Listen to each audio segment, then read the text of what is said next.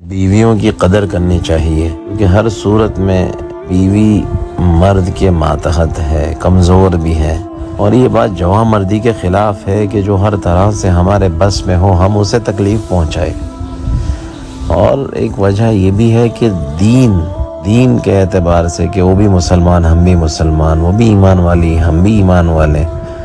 اور وہ بھی دین کا کام کرتی ہیں ہم بھی دین کا کام کرتے ہیں، تو یہ ہمیں نہیں معلوم کہ بے اعتبار دین کے اللہ کے نزدیک کون زیادہ مقبول ہے۔ ضروری نہیں ہے کہ عورت ہمیشہ مرد سے درجے کے اعتبار سے کم ہو،